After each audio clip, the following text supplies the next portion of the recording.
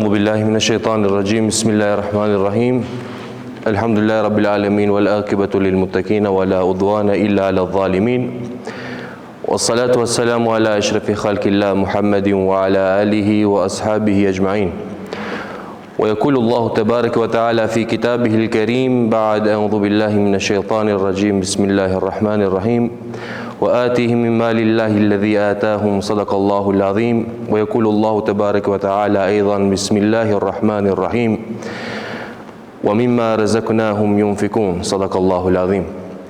Falënderimet, lavdërimet i takojnë vetëm Allahu xhaleshanuhu, atë e falenderojmë dhe vetëm prej tij falje dhe ndihmë kërkojmë.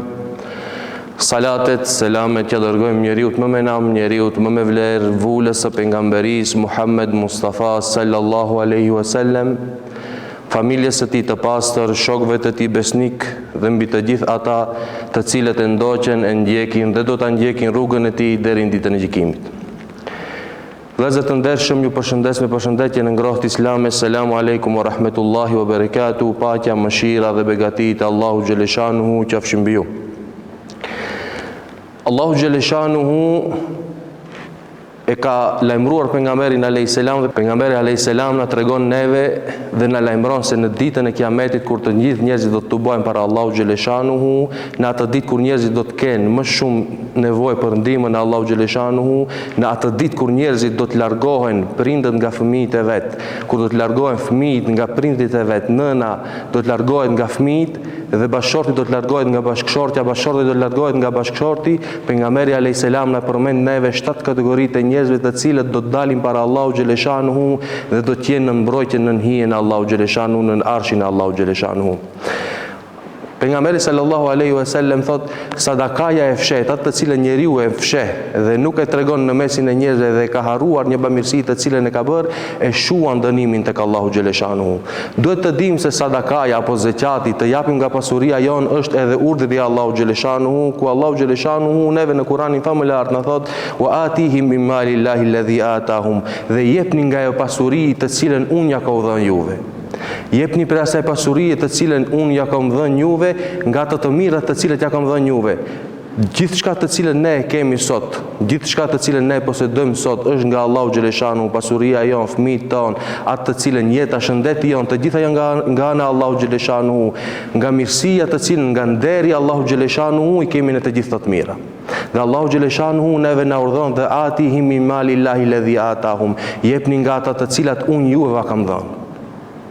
Dhe nëse ne si musliman apo ai njeriu të cilin Allahu xhaleshanuhu i ka dhënë shëndet, i ka dhënë dije, i ka dhënë pasuri dhe nuk jep nga ata të mirësitë të cilët Allahu xhaleshanuhu ja ka dhënë atij, ai krahasohet me të njëjtën fjalë ku thot pejgamberi sallallahu alajhi wasallam, nuk ka dallim nga një hajdut. Do me thënë e vjedh atë mirësinë të cilën Allahu xhaleshanuhu atij ja ka dhënë dhe bëhet koprac, nuk e jep atë të cilën Allahu xhaleshanuhu atij ja ka dhënë, qoftë dije, qoftë pasuri apo qoftë nga shëndeti atij, nuk e jep mundin të cilën për atyre të cilëve ja ka dhënë Allahu xhaleshanuhu.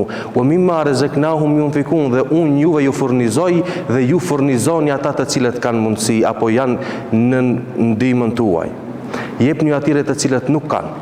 Edhe pse Allahu xhaleshanuhu e përmendëm se neve na jep nga pasuria e tij, atë të cilën ne posedojmë është Allahu xhaleshanuhu, ne duhet të dimë se Allahu xhaleshanuhu neve na nderon, apo atë njeri i cili posedon pasuri, posedon diçka të cilët njerëzit tjerë nuk e kanë, ai është tek Allahu xhaleshanuhu i nderuar. Pse e them këtë? Allahu xhaleshanuhu edhe pse i ka dhënë një njeriu, dhe tham se mi mali lahi ledhi atahum, nga pasuria e të cilët nuk është e jotja, ta ka dhënë Allahu xhaleshanuhu, por ti duhet t'ja japish Allahu xhaleshanuhu dhe duhet ta japish për hir të Allahu xhaleshanuhu. Dhe nëse ne japim për hir të Allahu xhaleshanuhu, Zoti neve na jep 3 shpërblime. Shpërblimi i parë është nderi të cilën na ka dhënë neve pasuri, na ka bërë për atyre të cilëve japim pasuri. Shpërblimi i dytë është atë të cilën ne jemi për atyre ku thot pejgamberi alayhis salam, dora e cila jep është më e mirë se ajo dorë e cila merr. Ky është shpërblimi i dytë. Dhe shpërblimi i tretë është ajo të cilën sevapin të cilën ti e ke dhënë një bamirësi, Allahu xhaleshanuhu, edhe pse pasuria të cilën ti e ke dhënë është Allahu xhaleshanuhu, mirë, po nga mëshira e Allahu xhaleshanuhu, atë pasurinë të cilën atë sevap të cilën ti e ke bërë ta shkruan përsëri ti Allahu xhaleshanuhu. Vëllezër të ndershëm, nuk duhet të harrojmë se çdo shpirti jon apo çdo nefsi jon mbahet peng në xhehenem për arsye të gjinaheve tona të cilat ne i bëjmë këtë botë.